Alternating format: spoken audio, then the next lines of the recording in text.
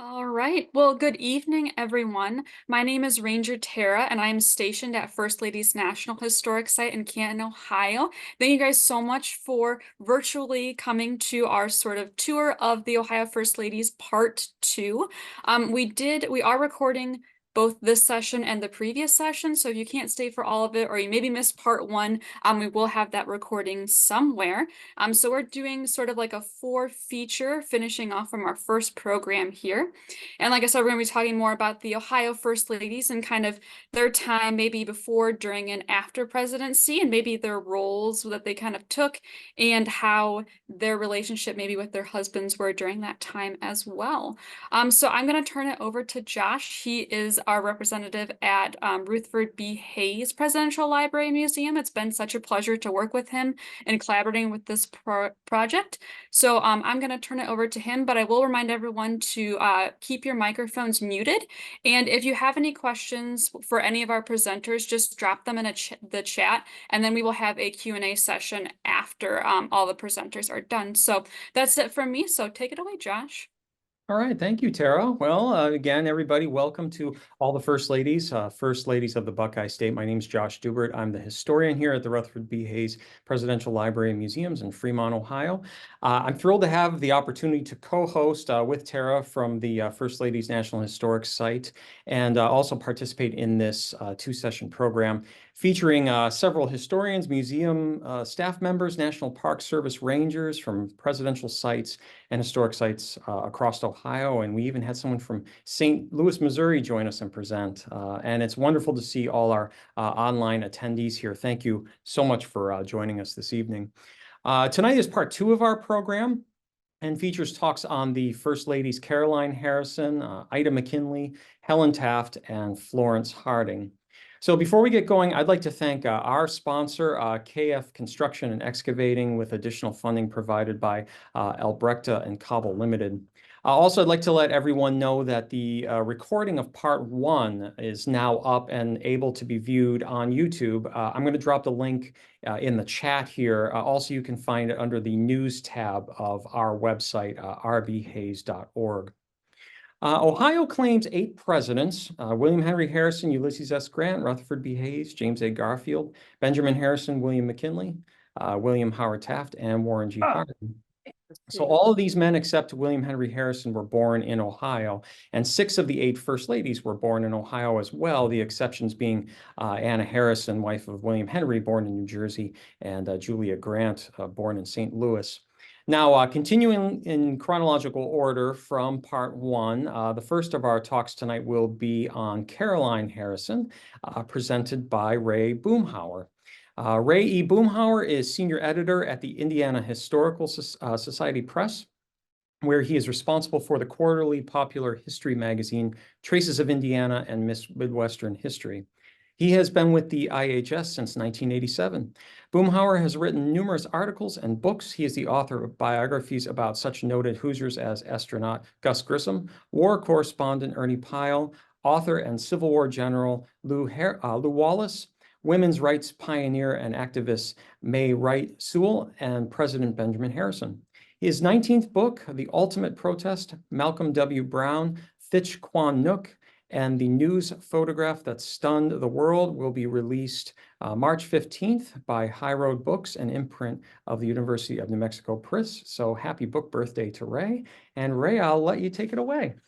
Great. Thanks, Josh. I'll try to share my screen now. So there we go. As the first president of the Oxford Female Institute in Oxford, Ohio, John Scott kept a close eye on his students. Now, they included his daughter, Caroline, born on October 1st, 1832, and known as Carrie to her friends and family, which included an older sister, Elizabeth, a younger sister, Mary, and younger brothers, John and Harry. Now, worried about the male students at the nearby Miami University, Scott went so far as to lock the gates to his institute at nightfall. There we go. Carrie finally convinced her father that the students should be allowed to mingle. She had earlier begun a relationship with a young man who was now attending school at Miami, Benjamin Harrison.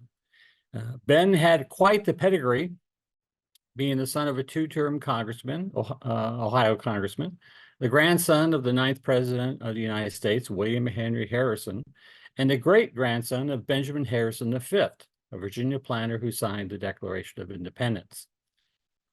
Described as, oh, there they are. There's Benjamin Harrison V and William Henry Harrison. Described as being charming and lovable, petite, and a little plump, with soft brown eyes and a wealth of beautiful brown hair, and possessed with a passion for music and art, Carrie proved to be much more of an outgoing personality than her beau, Ben. It must have been her idea to slip away one day for a buggy ride with him while her parents were away. The young couple ended up at a party where Carrie danced the night away while Ben remained on the sidelines. Although the couple became secretly engaged in 1852, they did not marry until the following year on October 20th. To support his bride, Harrison considered 3 possible professions after his graduation: the ministry, physics, or law. Although he realized that the legal profession had not yet arrived at that dignity and moral excellence to which it could be brought, he decided to become an attorney, reading law with a friend of his father's in Cincinnati. Finally admitted to the bar in April 1854, Ben pondered where to practice his new profession. He considered 3 cities: Cincinnati, Chicago, and Indianapolis, which he picked. The choice really pleased his father, John, who wrote his son that he would not require any letters of introduction to pave his way in Indianapolis. The fact is, your name is introduction enough to any of the old inhabitants of Hoosierdom, the old men of Indiana who have become patriots of your grandfather and loved him as they loved no other public man. While Harrison boarded at Indianapolis Rolls House, Carolyn, pregnant with her first child, stayed with her parents in Oxford. She gave birth to a son, Russell, on August 12, 1854. A second child, a daughter, Mary, arrived in 1858.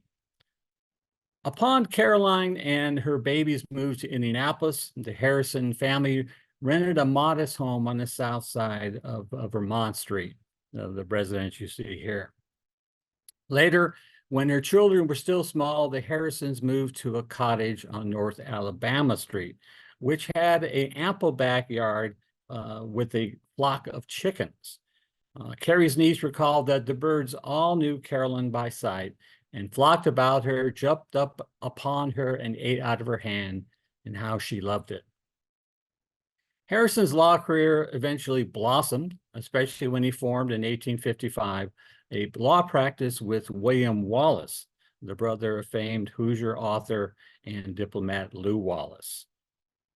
Harrison and Caroline became active in the community, Ben in politics, of course, which goes hand in hand with being a Hoosier and an attorney, and Carrie in the arts.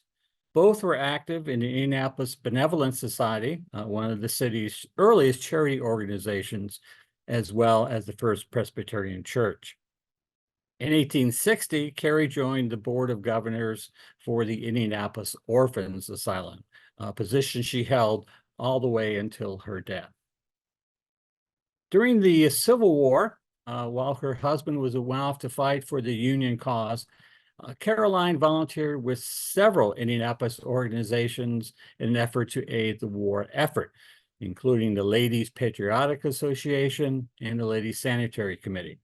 She also took to the road to visit her husband's camp and tended to injured soldiers back in Indianapolis. Harrison, after the war, continued to work in law and politics, and the family found a new home for themselves. In May 1868, Harrison purchased a double lot on the west side of North Delaware Street in the city, with constructions on the family's home beginning 2 years later. After expending approximately $25,000, Harrison had a 16-room residence designed by architect Herman Brandt. The 3-story red brick house had such rare conveniences for the day as a coal-fed furnace, running water in the kitchen and bathrooms, 12-foot high ceilings, and 23 gas lights. As you can see in this photograph, it was surrounded by 153 feet of picket fencing. The Harrison home proved to be a hub of activity during the 1888 presidential election, when Harrison became the standard bearer for the Republican Party. When Indianapolis residents learned that Harrison had captured the GOP's presidential nomination, enthusiastic spectators rushed to the home and tore pieces of the picket fence that surrounded the property. It would eventually be picked clean, although the Harrison home, I think, has one slat left of that picket fence, which it shows to visitors. This big throng gathering in the front yard had alerted Caroline that something momentous had occurred. Newspaper accounts had her commenting to her daughter, "Well, your father got it." After witnessing some of the damage done to her home by all these souvenir hunters, she's also supposed to have said to a friend, "One thing is certain, either we'll live in the White House or we'll have to go to the poorhouse." To the White House it was, with Harrison's narrow victory over incumbent Grover Cleveland. Of course, Harrison lost the popular vote, but captured the Electoral College. It was a full White House. Harrison and Caroline were joined by their daughter, Mary McKee, and her two children, Benjamin Harrison McKee, called Baby McKee by the press, who seemed to love to write stories about him, and May Lodge McKee. Mary's husband, Robert, also visited, as well as the Harrison's son, Russell, whose wife and daughter lived in the White House while he attended to business interests. Caroline invited her elderly father to the White House, as well as her niece, Mary Scott Lord Mayne Dimmick, who frequently visited and helped her aunt with her social obligations and correspondence as First Lady. All these people had to jostle for rooms in the building equipped with limited living space for such a large family. Caroline told a reporter, "Very few people understand to what straits the president's family has been put at times for lack of accommodations. Really, there are only 5 sleeping apartments and there is no feeling of privacy." The First Lady hit upon a bold plan to update the 90-year-old White House, then known as the Executive Mansion, whose first occupant had been President John Adams. Renovations had been made to the building during Chester Arthur's administration, but much work still needed to be done, with many in Washington calling the White House a moldy old mansion. Caroline confided in her diary that rats have nearly taken the building, so it has been necessary to get a man with ferrets to confront the problem. The U.S. Army Corps of Engineers has suggested building an executive office building to the west of the White House, while some had even called for constructing an entirely new building for the president elsewhere in Washington. "We are here 4 years," said Caroline. "I did not look beyond that, as many things occur in that time, but I am anxious to see the family the president provided for properly. And while I am here, I hope to get the present building into good condition." She worked with an architect named Frederick Owen to come up with plans for adding wings to both sides of the White House, a new west wing devoted to offices, and an east wing as a place for an art gallery. That would leave the existing mansion to serve as a residence and a place to entertain visitors. A conservatory is planned for the southern end of the grounds, as well as a fountain commemorating Christopher Columbus's, discovery of America. The extensive renovation would be, Caroline suggested, an appropriate way to commemorate the centennial celebration of George Washington's inauguration as the country's first president. Unfortunately, her plans failed to pass legislative scrutiny, falling victim to a patronage dispute between her husband, the president, and the powerful Speaker of the House, Thomas Reed. Congress did appropriate $35,000 to renovate the mansion, and she set out to do all she could to make the mansion habitable, as well as making an inventory of its contents. Improvements to the building involved installing private bathrooms with all the bedrooms, new wallpaper and paint, and a new kitchen, repairing all the rotting floors, acquiring new furnishings, adding greenhouses, and updating the public areas. Caroline also reintroduced dancing to the White House, put up the first decorated Christmas Whose wife tree, is this? hired its first art curator, Benjamin practice Harrison. revived during John Kennedy's administration, entered the practice of selling off furnishings at the end of presidential administrations, led public tours, advised her husband to appoint this woman, Alice Sanger, to the White House staff as a presidential secretary, and she became the first woman to hold such a position. And Caroline also led her prestige to a new organization for women, the National Society Daughters of the American Revolution, serving as its first president general. A major change to the mansion came with the addition of electric lights and call bells, and this was overseen by civilian electricians from the Edison Company, including a young man named Irwin Ike Hoover, at the lower right there, who was later longtime chief usher at the White House. He took over as the permanent electrician at the mansion and discovered that the Harrisons, with whom he had talked at length, were quite wary about this newfangled system. He soon made it a practice to turn on the lights in the halls and parlors in the evening, and then would come in the morning and turn them off when he got into work. The White House renovations also gave Caroline the opportunity to promote a cause she believed in, fine arts. For many years, she'd been interested in painting, including china and porcelain painting, which she learned from an Indianapolis-based artist named Paul Putsky, who later taught classes in the art at the White House. Caroline also took watercolor painting lessons from an artist named J. Henry Moser, who said of her, "I have had a great many talented pupils, but none with more enthusiasm and genuine love for the art." Caroline also used her skills to decorate porcelain dishes to give as White House souvenirs, and was, of course, responsible for the beginnings of the famous White House China collection. Being in the public gaze was not all positive for the First Lady. She became entangled in a controversy that received nationwide newspaper attention. It involved a gift to her in July 1890 by Postmaster General John Wanamaker and some of his friends of this cottage located on Cape May Point in New Jersey, which was a perfect place to escape Washington's oppressive summer heat. Although Harrison himself sent a $10,000 check to Wanamaker for the 20-room cottage, opposition newspapers questioned the whole transaction.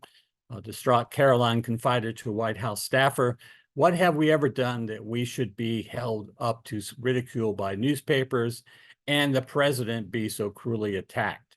If such public scorn was the price paid for being a president, she wished that the good Lord would deliver my husband from any future experience." Perhaps this trouble influenced her unhappiness with Benjamin's decision to seek another term in office. "Why, General?" she asked him. "Why, when it has been so hard for you?" Never very well, she often suffered from illnesses over her life.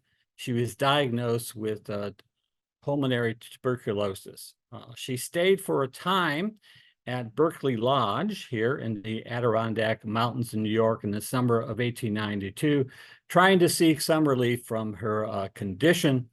Her health, however, only worsened, and she returned to the White House in September to be cared for her by her niece, Mary. Now, although Harrison himself had been renominated for president at the Republican convention in June, politics took a backseat to his wife's health. As he wrote a friend, "Just now I am too full of anxiety about her to think of much else." Carolyn Scott Harrison unfortunately died on October 25th, with their funeral held in the East Room of the White House.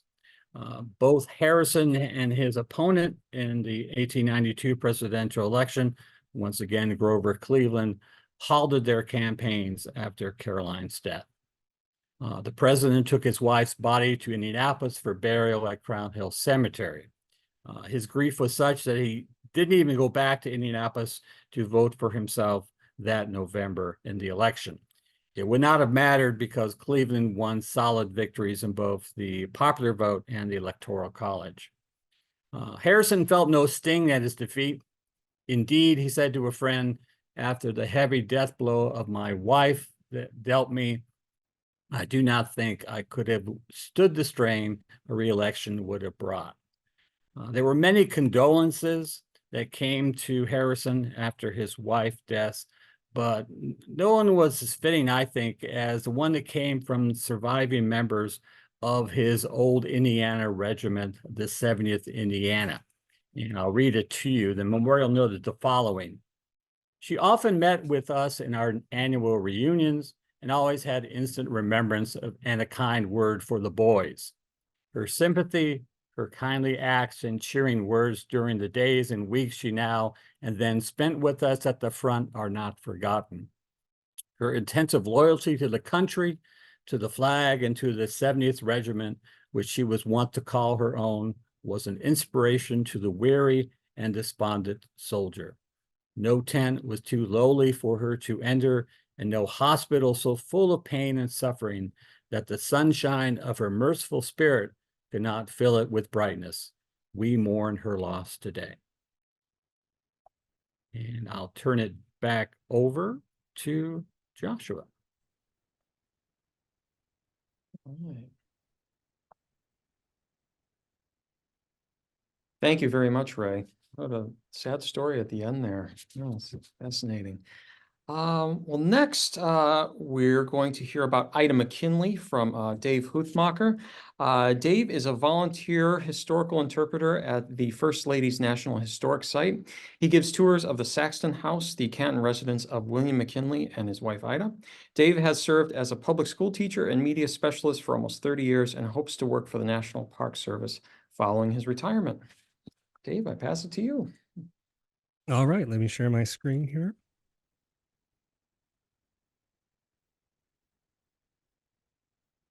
You guys see that? Yeah. All right.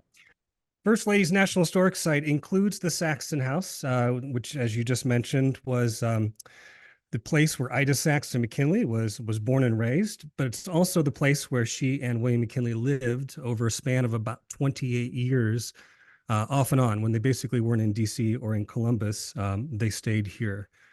So we're going to focus on Ida. We'll talk a little bit about her husband, but clearly we're going to focus on the first ladies here. Ida Saxton McKinley was born. Do you see that bar at the top? Is that distracting, or am I just seeing? I've probably just seen that. She was first lady chronologically right smack in the middle of our history from 1897 to 1901, when most historians would argue is kind of the birth of our modern nation. So she was there to see quite a bit of change. But let's start from the beginning.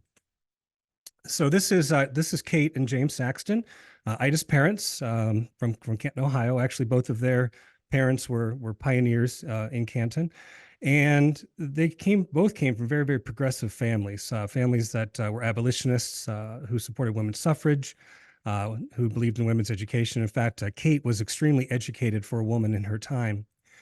James, who's the son of a publisher who started our newspaper, still our newspaper today in Canton, he didn't want to be a publisher like his father. He instead wanted to start a bank, and he did. And about 10 years or so after that, he became like the second richest man in Stark County. So he was very successful. They had 3 children. There in the center, you see Ida. She is the oldest. She was born in 1847. To her right is her younger sister, Mary, by about a year and a half. Mary's nickname was Piney, and the two of them were close their entire lives, and they were very, very close to their parents as well. To their left there is their younger brother, George. I'm not going to be able to talk about George during this presentation due to the scope of it, but look it up sometime if you're not aware of his story. I'll just say that his life ended in a scandalous murder when McKinley was president, and that's an interesting story as well. So as I mentioned, education was really important to this family. And so it's no surprise that the girls went to some elite boarding schools. Ida actually went to 4 different boarding schools in 3 different states. And she focused on finance and mathematics, which was not typical, obviously, for women to focus on at that time. But she really had a mind for numbers and finance. And so when she graduates at 19, she comes back to Canton, and her father gives her a job at his bank. And as you can imagine, at the time, the city was a little bit of an uproar. They thought the bank was closing, because why would you hire a family member, a female family member, to work with something as important as money? But Ida quickly showed everybody how competent she was. She started as a bookkeeper, and she worked her way up to assistant manager under her father. In fact, her father went out and quietly started another business, and she kind of quietly ran the bank herself. Now I'm going to take a second here and move away from Ida, and we're going to go to a small town outside of Youngstown, which is Niles, Ohio. And there we had a family, a working class family that had 9 children. William McKinley Sr. worked with pig iron, worked in the furnaces, made enough money to support his family, but not enough to send his kids to the elite schools that Ida and Piney were able to attend. And so their 7th child, William McKinley Jr., comes of age, trying to kind of figure out what he's going to do with his life. And he's about 18 in 1861 when Fort Sumter is fired on, and Lincoln calls for volunteers. He goes to Columbus, and he finds out that all the slots are filled. So he signs up for the Army for 3 years, and he actually stays in the Army for the 4 years of the war. And of course, he starts as a lowly private because he doesn't know anybody and doesn't have any name recognition. But he quickly works his way up. His commanding officer, Rutherford B. Hayes, saw a lot in this young kid, saw that he was humble, hardworking, great work ethic, but he was willing to do anything for his fellow soldiers. And there are several stories. We don't have time to get into them now, but this is a depiction of one of the events where, when he was a commissary sergeant, the men at the front lines didn't have any supplies. And so he just packed up a wagon, and Hayes was kind of surprised and wasn't sure he was going to see him again. And McKinley took the wagon out to the front lines. The wagon was shelled, but he made it, and the fellow soldiers were very appreciative of what he had done. He becomes really, really close with Hayes. Hayes kind of becomes a surrogate father, a mentor to him. He's actually closer to Hayes than his real father, who is absent a lot because he's working or looking for work at different furnaces around the state and so forth. So he really respected Hayes, and he leaves the military as a brevet major. This is a nickname that he's going to have for the rest of his life. People are going to refer to McKinley as the Major. Even when he's president of the United States, people will refer to him as the Major. And so because he respected Hayes so much, and Hayes went on to law school and went to become a public servant, McKinley decides to follow in those footsteps. He actually moves to Canton, much bigger city than Niles, much more of an opportunity to excel in his law practice. And he spends his summers at a place called Myers Lake. It's about 2 miles outside of downtown. Now it's residential, but at the time it was very pastoral. And it was there where he met Ida Saxton for the first time. He didn't make much of an impression on her. He was very smitten with her at first. Unfortunately, he found out 2 things when he was finally introduced to her. 1, she was practically engaged already. And 2, she was about to leave for a grand tour of Europe with her sister. So back to Ida. It was typical at the time for young men, when they finished their education, to take a grand tour of Europe for about 6 months. Of course, the Saxons wanted the same for their daughters. So they had an opportunity to go over and spend, I believe it was 7 months in Europe. And as you can imagine, these young girls had all sorts of adventures. I believe it was 12 different countries they visited. But what really stuck out to Ida was the amount of poverty that she witnessed. Sure, there was poverty around her in Canton as well, but she really kind of took notice, especially at first. She met these elderly women with gnarled up fingers, sewing lace for 12 hours a day. And she was just appalled to see this, appalled to see children working in factories and people living with barnyard animals and just atrocious stuff. And this is really going to affect her for the rest of her life. Ida will always find an opportunity to help someone who is less fortunate than she is. When she gets back, well, one more thing, while she's in Europe, she gets a letter from home and discovers that the man she was going to marry ends up contracting meningitis and dies. So she's clearly grieving as she comes back home to the United States and goes back to work for her father in the bank. But while she was away, her father, who notoriously didn't trust lawyers, found this one lawyer that he did trust, and that was, of course, William McKinley. And she barely remembers meeting him the summer before, but now things are a little bit different. He's working at the bank. He's at the house a lot, up in the third floor ballroom at parties and so forth. But what really probably did it was Sunday mornings, where they went to different churches. McKinley was a Methodist and the Saxtons were Presbyterian, but they lived on opposite ends of their respective churches. And so they would walk on Sunday morning, they would pass each other. And the neighbors began to notice that these little meetings lasted longer and longer. In fact, Ida even admitted to trying to time it perfectly so she could meet the major and talk with him. And after several months, and I'm paraphrasing here, but the major says to Ida, I really hate having to separate like this every week. And Ida said, I agree. And he says, what if we walk the same way together forever? And in 1871, they are married. As a present, a wedding present, James Saxton leases a house for them, which unfortunately has been torn down, but it is 14 blocks north of the Saxton house on the same street on Market Avenue.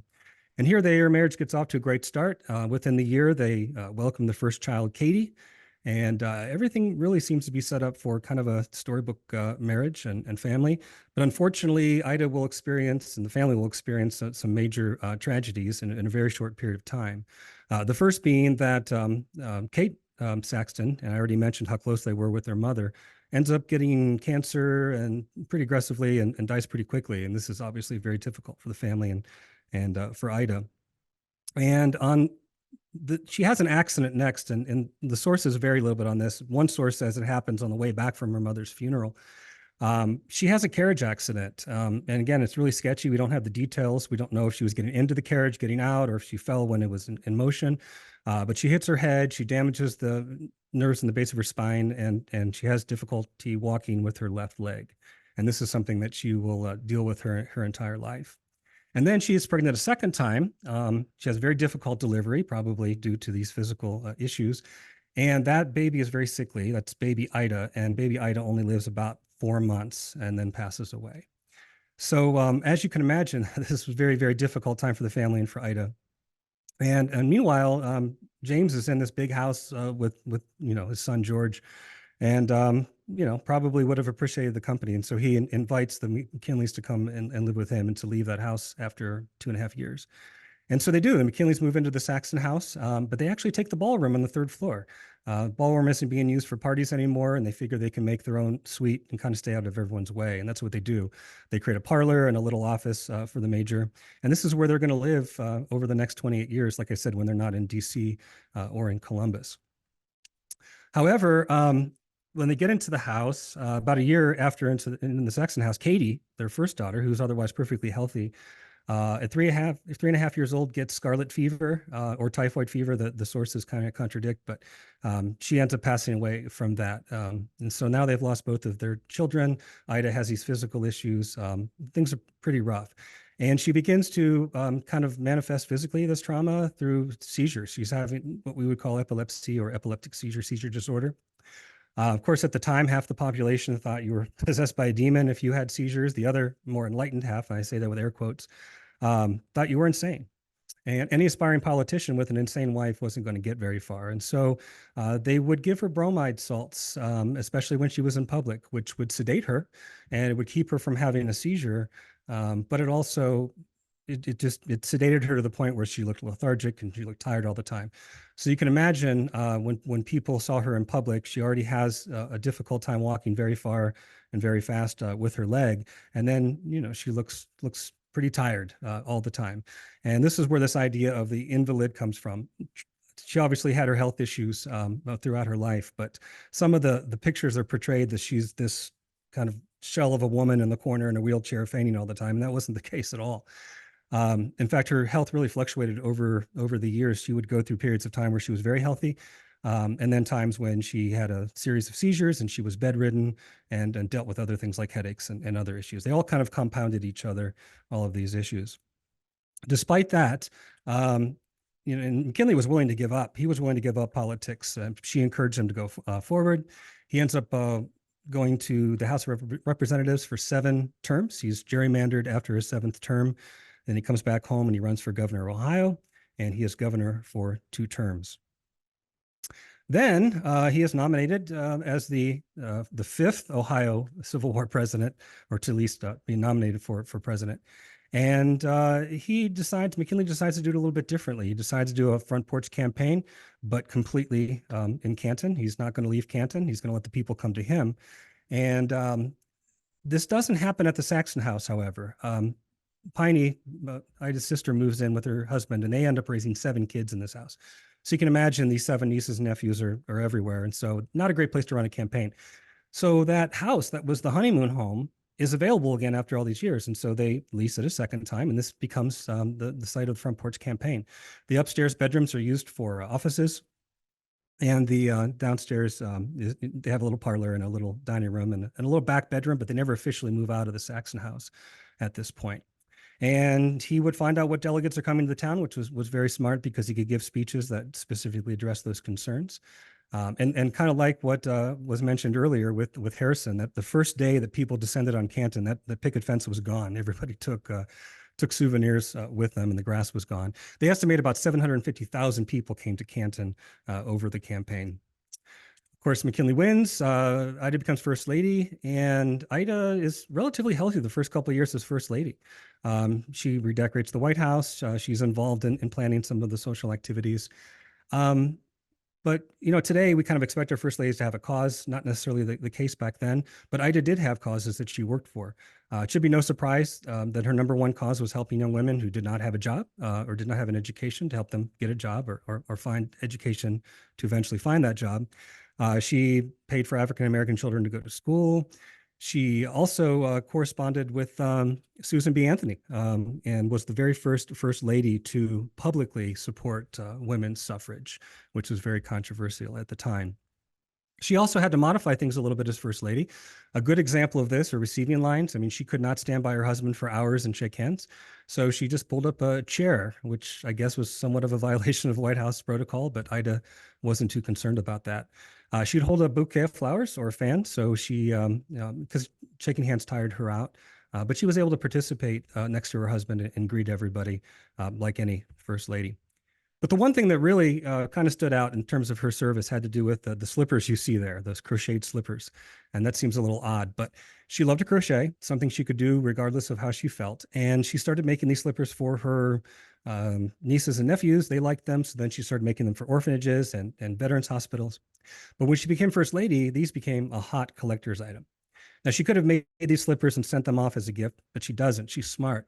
She finds local charities and she sends them to these charities. And then the charities then put these slippers up for auction, many of them fetching thousands of dollars in today's money just for one pair. And so they estimate she made about 4,000 pairs of these in her lifetime. So you can imagine the amount of money she was able to raise for these different causes by using her position as first lady. I don't know that anyone would have blamed her if she turned into another Jane Pierce and disappeared for 4 years in the White House residence, but she doesn't. She does everything she is able. And sure, there are moments when she's not feeling as well and other people step in, but she was a very, very active first lady. Well, her health does decline when she finds out that her husband is considering a second term. She's been reading the newspapers. She understands anarchy. The movement of anarchy and the anarchists have targeted world leaders throughout the decade. And she knows her husband is the leader of the free world and that he would also be targeted. Meanwhile, the Republicans are so happy because he's the most popular president since Lincoln, and they're already talking about a third term. So he compromises, makes both sides upset, and says he's going to run just for the second one. So Ida obviously is very concerned, and of course she is right.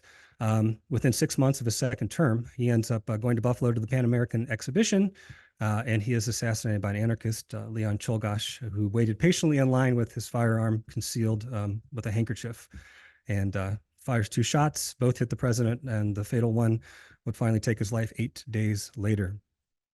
So Ida then returns back to Canton, and the honeymoon house, which later turned into the campaign house, now turns into the retirement house because McKinley buys this house after the second campaign, and he has it fixed up, ready for their retirement. Unfortunately, Ida is the only one that will return to it. And things are a little iffy. She's too distraught to go to the funeral, but shortly after, she will visit him in the receiving vault. He's being held in a receiving vault until they build his monument. And she visits for 2-3 hours a day and goes home and doesn't see other people, doesn't have guests over, won't visit other people at their homes. And this goes on for about 1.5 years. And then her favorite niece is getting married in the Saxon house, and she has to go to that wedding, of course. And there she ends up just being surrounded by friends and family. And she realizes she has two little grandnieces. They're about the same age as Katie and baby Ida. And this kind of snaps her out of it. And she ends up spending the last 4+ years of her life surrounded by family, having parties, being involved. And we have reason to believe she had a fairly pleasant last chapter of her life. Finally, the monument, she sees the monument being built. She's there when they put the cornerstone out. She dies about 2 weeks before her 60th birthday and a couple months before they complete the monument. So she is placed when she passes away in the same receiving vault as her husband. And then when it's completed, Teddy Roosevelt shows up and dedicates the monument. As you can see there in the photograph, the two sarcophagi, I guess, they're both buried in the center of this tomb. If you haven't been to the McKinley Monument, and a lot of people miss this. If you go, make sure you walk around to the other side of the sarcophagus, and you'll see two inscriptions on the wall because they exhumed little Katie and baby Ida and placed them in the tomb with them. So all four of them are resting together. And that's it. I think that's my 15 minutes. Please come visit us at the First Lady's National Historic Site to see the house and learn more about Ida McKinley. Also, if you want to learn more, Carl Anthony has this great book. You can get it online. I don't know how available it is in bookstores, but it's great. It's probably the only Ida McKinley biography that I know of, and really expands on a lot of the stuff I said today. All right. Stop sharing here. All right. Thank you so much, Dave. Wonderful. One fun fact too, the way I always like to talk about the tours on the Hayes, at the Hayes, is that McKinley and Hayes are the only two presidents that come from the same Civil War regiment. So they're both in the Ohio 23rd. So it's a 23rd, yep. yeah. Well, next we're going to hear about Helen Taft from Ruth Horstman. Ruth is an education technician at the William Howard Taft National Historic Site in Cincinnati, Ohio. She is primarily responsible for the education and outreach within the community. This includes schools, scout groups, and tour groups. She has been with the National Park Service since 2016. So, Ruth, I'll let you take it away. Okay, so I'm going to share my screen here. So let's see. To share screen. That's this one. And we will go here. Okay. So, again, my name is Ruth, and I work at the William Howard Taft National Historic Site in Cincinnati, Ohio. Ruth, And I'm sorry, we don't see your screen. I'm sorry. I just want to. Okay, hold on. Sorry to interrupt you. No, that's fine. That's fine. I appreciate it. I am never very good at this. That's okay. Take your time. No problem. Usually do this with someone else. I want a window. Where's my window? Let me find it. I know we got it the first time, so just be. I know it was there. Let me see. This is what I want.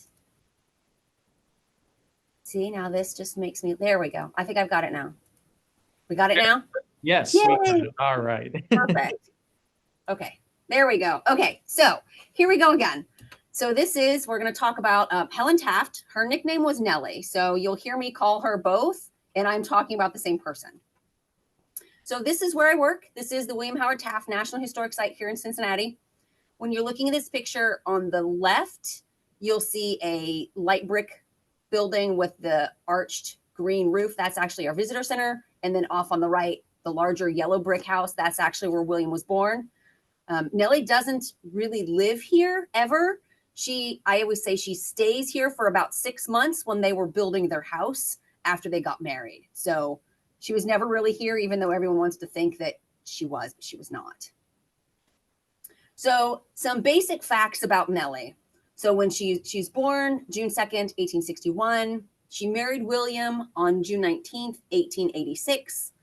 Her first lady term, they were only in the White House for one term, was March 4th, 1909 to March 4th.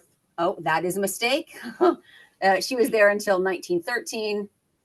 And she died on May 22nd, 1943 at the age of 81. And she is buried in Arlington National Cemetery. I'm going to expand on all of this as we go through.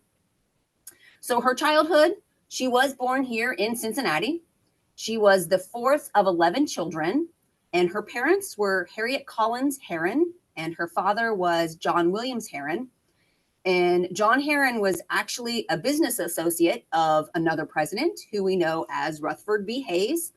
And because of that connection, Nellie was able to go to the White House when she was a young girl, about 15, 16 years old, for the Hayes anniversary party. And she fell in love with the White House at that point. And she decided at that moment that she was going to be First Lady. So she worked behind the scenes, pushing and pulling William in the direction that she wanted so she could get to the White House. As far as her education goes, as a young girl, she attended Miss Norris School for Girls here in Cincinnati. Her higher education was through Miami University in Oxford, Ohio, and briefly she did attend the University of Cincinnati as well. Eventually, she does marry William.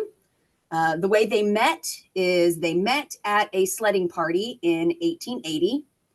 William's younger brother was kind of sweet on a girl, and he convinced William to kind of be the wingman and say, come with me, I don't want to go to this party alone. So William begrudgingly goes to the sledding party, and that's where he initially meets Nellie, or Helen. And they knew each other, their families ran in the same circles, but they really weren't closely acquainted. But in 1884, so just a couple years later, Nellie starts a salon. So that is an intellectual group where they sit around. Today we would almost think of it as a book club. So they would sit around and they would talk about these different ideas that were going on in politics and public events and the social circles. And they were in this group together. And that was started in 1884. William really started to like Nellie at this point. He asks her multiple times to get married, and she keeps telling him no. She thought that marriage should not be something that women aspired to because she believed it took away their rights and took away their individuality. So William kept persisting, and finally in 1885, she does agree to marry him, but she tells him they have to keep the engagement a secret. They were eventually married in 1886, and at that point, they did move into the Taft House here with William's parents, but they only stayed here about 6 or 7 months while their house was being built about 3 miles down the road. That house does still exist. It is still standing, but it is in private ownership. But her influence on William. So I told you that Nellie kind of pushed and pulled William to get to the White House. And that is exactly what she did. William came from a very strong mother. So therefore, having a very strong wife seemed very natural to him. Some of the things that she did was, William's dream was to be on the Supreme Court. But Nellie knew that that appointment was for life. So when he was offered this 3 times before he became president. And all 3 of those times, Nellie told him it wasn't time yet. So she kept telling him, no, we don't want the Supreme Court. We don't want the Supreme Court. But she was willing to move her family halfway across the world to the Philippines because William was actually appointed the Governor General of the Philippines. So after the Spanish-American War, the United States, I use this term loosely, they acquired the Philippines as part of war reparations from Spain. And so they moved halfway across the world because Nellie thought that this was a good stepping stone to the White House, which it ended up being. From there, she convinces William to become Teddy Roosevelt's Secretary of War. From there, now William was working very closely with Teddy. And at one point, Teddy and Nellie sit down behind closed doors and plan William's presidential campaign. So she was very influential in getting William into the White House and keeping him there. Unfortunately, shortly after, we're going to flip over to First Lady, shortly after William makes it into the White House, Nellie actually has a major stroke. So she removes herself from the public life for about 1.5 years before she's able to recover enough to come back and be First Lady. She does make some serious improvements during that time, maybe not improvements. She has a legacy. The first legacy, of course, is she was the first woman to ride in the carriage after the inauguration. So Teddy, after the inauguration, decides that he needed to leave. So he goes directly to the train station to get on a train because he goes off to Africa on safari for a year. So at that point, William is seen sitting alone in the carriage, and Nellie decides this is her chance. So she hops in the carriage with William. After the inauguration, they ride back to the White House together. So she was the first lady to do that. So when you see pictures of her in this carriage, that's why she's very smiling and happy. The other thing that she does that is significant, that is still around, of course, is she planted the first cherry trees at the tidal basin. Because they had been over in the Philippines and some of the influences of the Asian culture, she decided this was something that she wanted to do in Washington as well. She was friends with the mayor of Tokyo, and they gave the United States 1,000 trees. There are only 4 of the original trees left, but all the ones that are there are offspring or cuttings from the original ones that Nellie had planted. Let's see. Chief Justice. So between the time that William was in the White House and becomes Chief Justice, there was a period of time in there. It was about 6 or 7 years. They moved to New Haven. So they moved to Yale, where William was actually a law professor at Yale. So at that point, Nellie kind of stayed out of the public life. But when they move back to Washington, when he's Supreme Court Justice, she does enter back into public life. And she was very happy to be back in Washington. That's where she thought all the best things happened. She didn't like small town living. She considered Cincinnati a small provincial town, and she didn't like it. Some of the things that she did during her time is she did publish a memoir, and that book is called Recollections of Full Years. And she was a large supporter of the Red Cross, but she also stayed involved in the political happenings of Washington. The biggest thing that she did or was vocal about was she did not like FDR's New Deal, and she greatly opposed that while she was there. She did end up passing away. William dies in 1930, and Nellie ends up dying in 1943. Here is their monument. They are both buried in Arlington National Cemetery. Of course, there's only one other presidential couple buried there, and that would be JFK and, of course, his wife, Jacqueline. And you see most of this is very big about William talking about president. And then, of course, the very little thing down at the bottom, his wife, Helen. So she didn't get much of a memorial there in Arlington, but she was still the first lady to be buried in Arlington.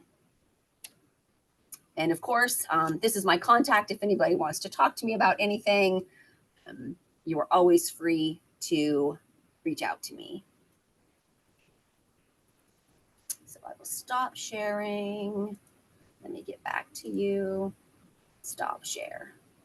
Right. Ruth, thank you so much. Really interesting to hear that only 4 of those cherry trees are original from the original planting. Well, cherry trees don't live very long, so they've been there well over 100 years. So I'm not surprised there's only 4 left. Pretty impressive, yeah.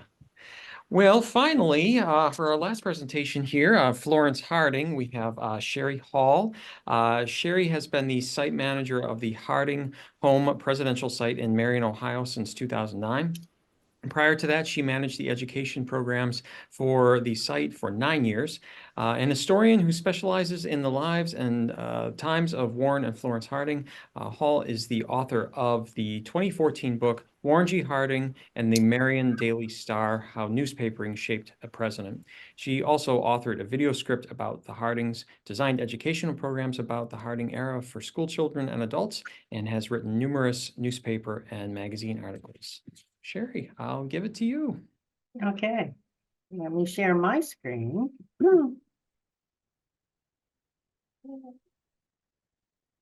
You should be seeing Florence there. Yep. We're seeing her. Yep. All right. So I'm really always reminded when I hear everybody else talk about how interwoven our Ohio presidents and some of the first ladies are, all the connections. And Warren Harding and Florence are no exception. William Howard Taft was appointed Chief Justice by Warren Harding. We actually have a wonderful letter in 1920. Taft came to Marion, to the Harding home, and had breakfast with Harding, hoping to drop broad hints that he would really, really, really like to be appointed Chief Justice. For some reason, Nellie's in Bermuda.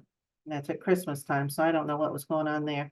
But William Howard Taft writes this very detailed letter to Nellie about this meeting and says, well, you know, I think it went well. He seemed to be considering this, but then he spends half the letter saying they had waffles with chipped beef and gravy on them, and he knows Nellie would not approve. But he said, but you know how fond I am of waffles with chipped beef and gravy. So it's a very human letter. I really like it. So Florence Harding is the last of our first ladies that we're gonna discuss. So far, we haven't added to our list of Ohio presidents or first ladies. Maybe that'll happen someday. Florence was born here in Marion in 1860. So another thing I think to consider is the fact that she and Nellie are both of that children of the Civil War generation. You know, we had all those presidents who were generals and such in the Civil War. Now we're starting a new generation. So their parents and relatives often had served in the Civil War. I'm going to really concentrate on Florence as First Lady. I'm not going to get too much into her childhood and background. There's a lot there, but I'm not going to dwell too much on that. She enters the White House at the age of 61, and she's been married to Warren Harding for almost 30 years. She and President Harding had no children together, but she had had a son from a first marriage, which was a failure. She didn't like to be reminded about it or talk about it. That first marriage ended in divorce when she was just 25 years old. Marshall did not live to see his mother and stepfather move to the White House. Marshall had died at the age of 35 from tuberculosis. He also was an alcoholic, which did not help matters at all. He died in 1915. But the Hardings remained very close to their former daughter-in-law and two grandchildren. So at times there were children in the Harding White House when the kids visited. I want to tell you a little bit about her and hopefully bring a little of her personality into view. She was a really smart woman. She had worked with Warren in the newspaper business. So far, he is our only journalist elected president. When she married Warren, she was 30, he was 25. And will be to you if you mentioned that age difference. I don't know why you would, but she was sensitive about that as well. But as soon as she married Warren Harding, who was already editor of the little Marion Daily Star newspaper, she said it was the family business. She goes to work every day. And she assigns herself duties there where she helps keep the books. She is revamping the circulation department. She is hiring the newspaper carriers, the boys. She disciplines them if they need it and really treats them with as a mother would in some instances. She watches every penny of that newspaper business as they're trying to build it into a more profitable venture. And people in town remembered her walking down the street with gallon jars of pennies that she has found even on the floor, and she's going to the bank to deposit it. Warren, there's no way he would pay attention to that. So she is really into those details of running this business a little bit more than he is. She was perfectly at ease talking about politics and world affairs, especially among men. She could hold her own. She was very interested in politics, interested in what was going on in the world. And this was a time when women were still in the parlor crocheting and doing those things. That is not Florence Harding. You will never find her sitting knitting or crocheting. I suppose she knew how to do it. That is not her passion by any stretch. She is very talented at playing the piano, like Nellie. She had gone to Miss Norse's School for Girls, which became part of the Cincinnati Conservatory of Music. They were both trained as classical pianists. So music is very, very important to her. She especially loves classical music and the opera. Of the more modern music, she likes the foxtrot. That's what really does it for her. She loves to travel. She and Warren both do, and they've been to Europe 3 times in 1907, 09, and 11.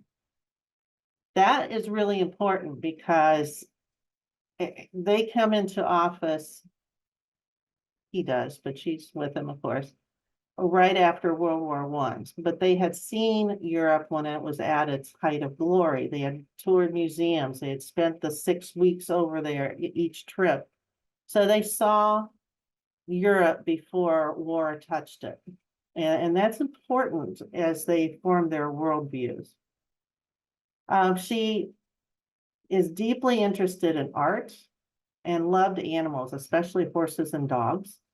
She strongly supports groups who work against cruelty to animals.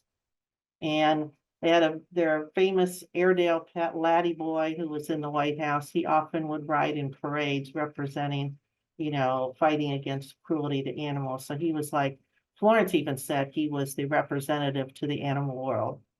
So a little bit corny, but that's what happened. She liked to ride horses.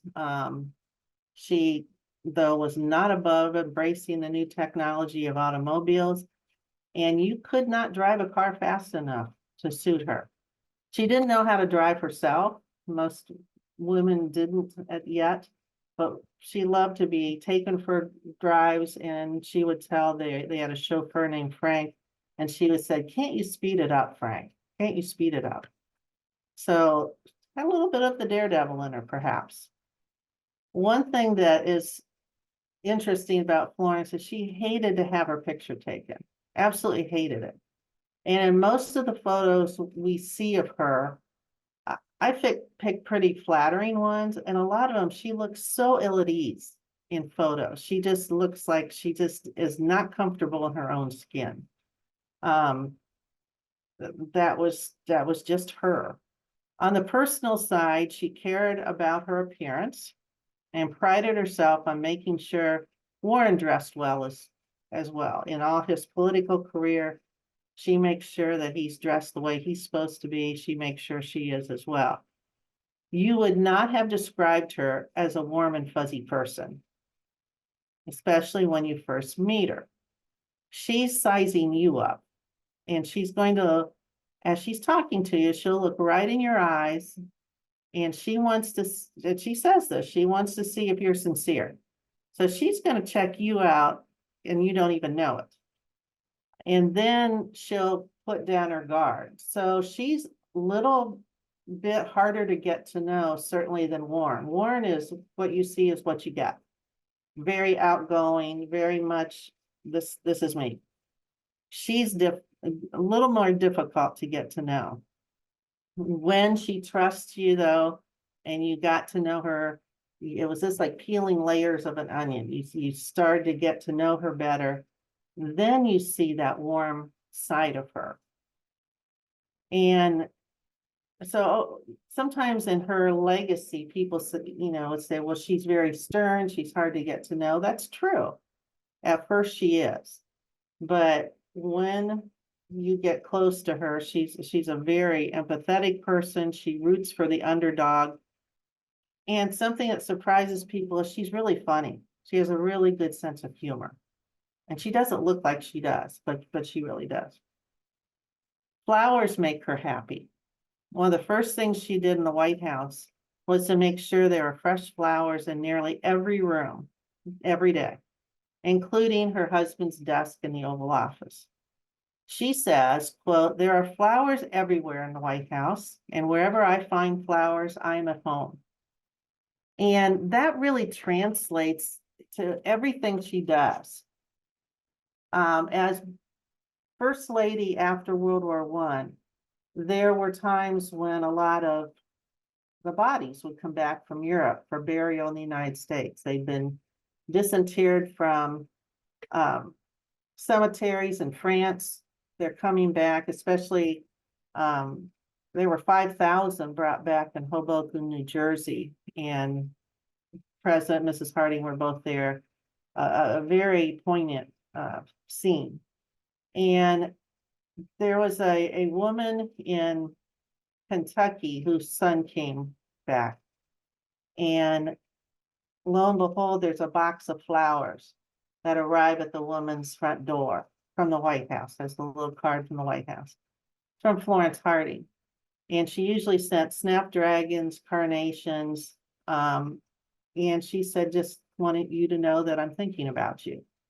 That was a very personal gift from Florence Harding. And that was something that was very much her inner soul, if that makes any sense, was she would give you flowers. As First Lady, she used the White House to showcase women. And of course, 1920, which Warren Harding is elected, is the first election in which women are going to get a chance to vote. Not all women. It was good on paper. A lot of women in the South could not vote. They were prevented by barriers put up by their local election board saying, well, you have to be registered for 6 months. That's impossible when suffrage is passed in August. So not as many women in the South are allowed, truthfully, to vote. But women are starting to step forward a bit. And Florence is all about giving them that showcase in the White House. She invites female journalists to what she calls chats. She says, I don't give interviews, only my husband does that. But in reality, that's what they are. She gives them tea and let's chat. So women journalists do come in and they do stories, but she kind of plays the game in that respect. She invites female artists, musicians, singers, and athletes to come have tea with her. She also pays attention to women who are on the fringe of society, such as divorcees and single working mother. After all, she had been both of those things in her earlier life. Both President and Mrs. Harding had soft spots for the disabled soldiers from World War I. The president had formed the Veterans Bureau, actually the precursor to the VA, not only to provide medical services to these soldiers, but to provide job training as well, so they could re-enter society. The Veterans Bureau also oversaw the building of veterans hospitals. Mrs. Harding called these soldiers my boys. And you can see in the picture on the left, she is greeting some of her boys. She'd spend hours in the hospital wards of Walter Reed Hospital, chatting with the men and writing letters home for them. She had a standing order that flowers, here's the flowers again, from the White House greenhouses were to be sent first to the hospital wards before coming to the White House. She arranged for garden parties at the White House for the soldiers able to attend. There was no White House china. If you go there today, there are none for the Harding administration. We were in the midst of a global post-war recession, and Mrs. Harding said, this isn't the right time to buy new china. We'll just use the Wilson's china. And likewise, the Congress had allocated money to her to redecorate the White House, and she declines it. She says, no, we got to get back on our feet as a nation before we start spending unnecessarily. So the White House really hasn't changed much since the Taft administration. The Wilsons really didn't do that much in between there. So it's not going to look much different than when Taft was in the White House. Mrs. Harding definitely was a sounding board for the president, as a lot of our first ladies were and have been and probably always will be, or vice versa. Warren trusted Florence's judgment and listened to her advice. I do want to touch on what we know and don't know about her relationship with Warren. There's a lot of speculation about whether they were a loving couple or what was going on with them. And I can honestly tell you, nobody knows. Any historian that says, oh, they were deeply in love or they weren't or whatever, there's no letters or anything to tell us for sure. We can speculate, but we don't know that.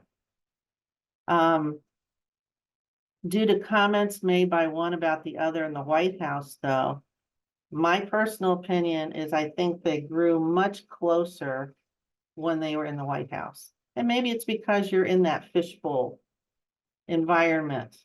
But I see them leaning on each other a lot more when they are in the White House. Florence Harding, like Ida McKinley and her health problems, Florence has health problems. She has chronic kidney disease and something she struggled with from about the age of 45 for the rest of her life. During the times it would flare up, she would have, I think it was caused by kidney blockage. She would have a high fever, sometimes as high as 105 degrees. Abdominal pain, severe abdominal pain. And all they could really do is pile blankets on and sweat the infection out. It wasn't terribly efficient. And on several occasions, doctors thought she would die. And in the fall of 22, that nearly did happen. She was ill and bedridden from September through December, not expected to pull through. A whole group of doctors at the White House, including Dr. Mayo from the Mayo Clinic, trying to decide, should they operate, should they not? And at the end, Florence relied on her Marian homeopathic doctor who said, oh, let's wait just a little bit longer. And she said, yeah, let's wait till tomorrow. Her fever breaks. You can imagine how knocked down physically she was.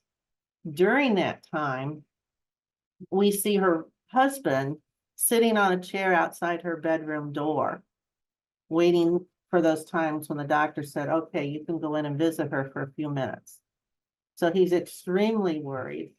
And this really is kind of how their life went from the time, like I say, back in 1905 when this first came up, as she'd have these bouts, but that was the most serious time that she had. And it took her a long time to convalesce from that.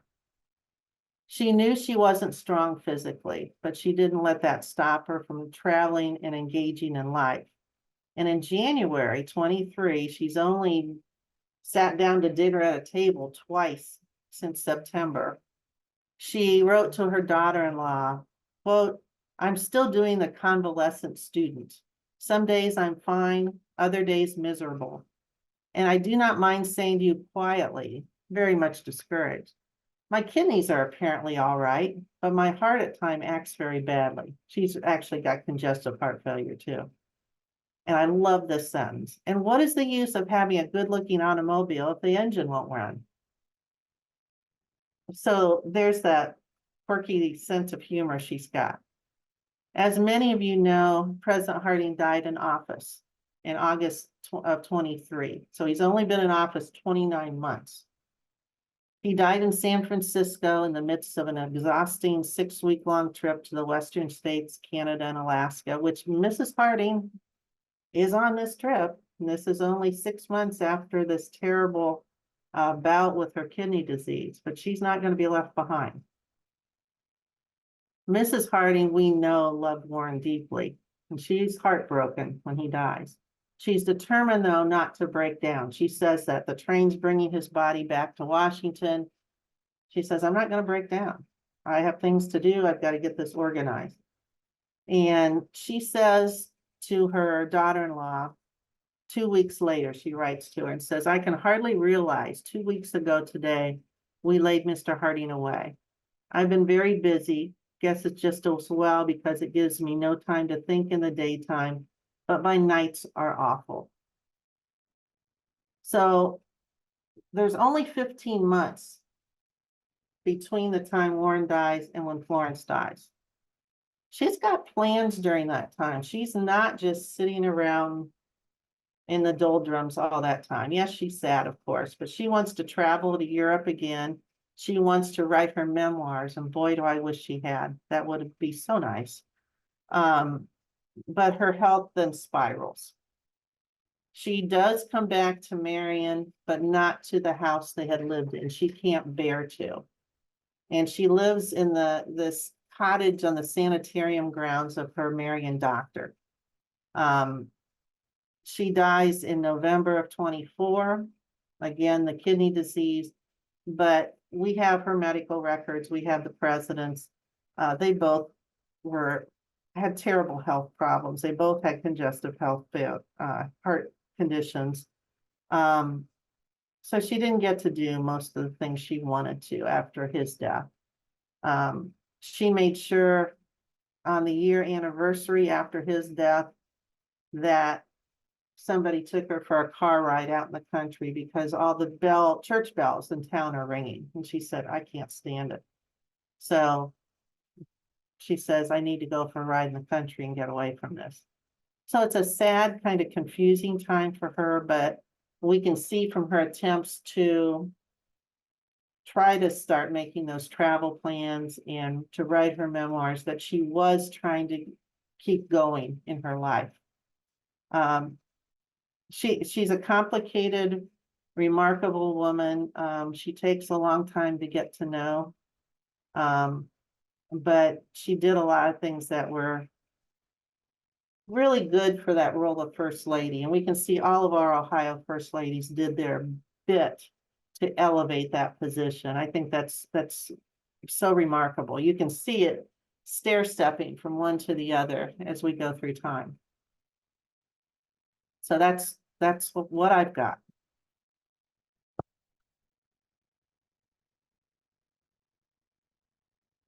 Right, fantastic. Thank you so much, Sherry. You're welcome. I think that was a good way to sum it up, that, we see the first ladies from Ohio each sort of stair-stepping, improving the House, improving the office, improving their position. I know we're a couple of minutes over here, but I want to just take a minute to open up the floor to any questions. You can drop them in the chat. You can just come on and speak to everybody here, if you'd like to unmute and ask your question.